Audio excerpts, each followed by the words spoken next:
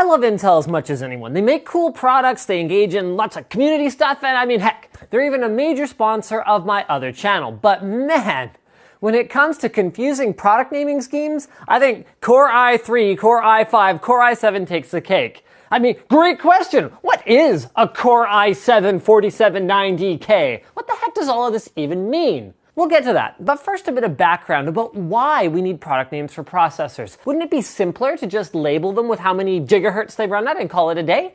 Simpler, sort of, but at times actually even more confusing. For example, when the Pentium 4 launched, an equivalently clocked Pentium 3 was actually faster because it could do more work with each cycle. As a customer, I would expect the product with the higher number to be the better one. And therein lies the problem. Not all megahertz and gigahertz are created equal, and rating products that way is about like rating the performance of a car based on what RPM the engine runs at. It's not actually a real indication of how fast the processor is.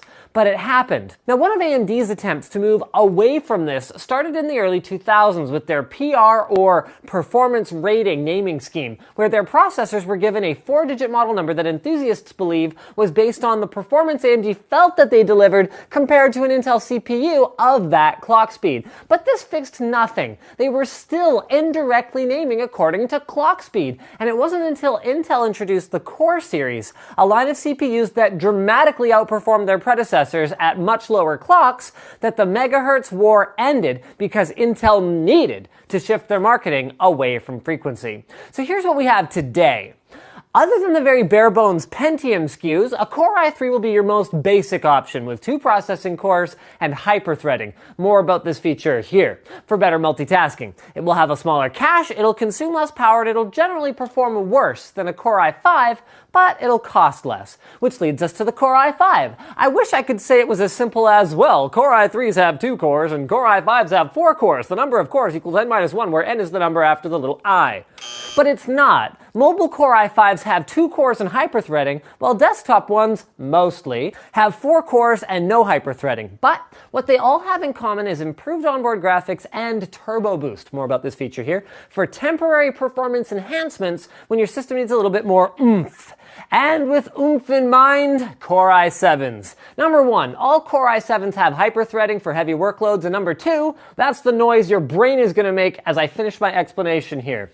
A Core i7 can have anywhere from 2 processing cores in an Ultrabook all the way up to 8 in a workstation. It might support anywhere from 2 sticks of memory all the way to 8, and it can have a TDP anywhere from around 10 watts all the way to 130 watts. So there is a ton of variety here, and that's for a reason. Core i7s tend to have more cache, faster turbo boost, and better onboard graphics than the lower tier processors, and I guess, other than that, the best summary I can give is this. A Core i7 represents the best thing Intel could build for a given use case, with the biggest drawback being the higher price tag.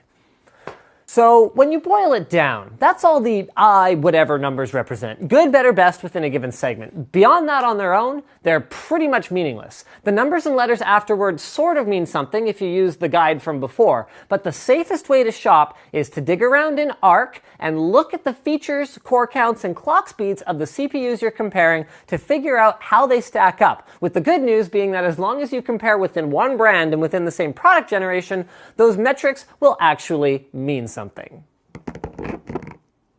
Speaking of mean, Fractal Design is back buying up all of my advertising inventory for the sole purpose of making me do stupid crap on camera for y'all instead of talking about the great quality and clean Scandinavian design of their PC cases, power supplies, and cooling products.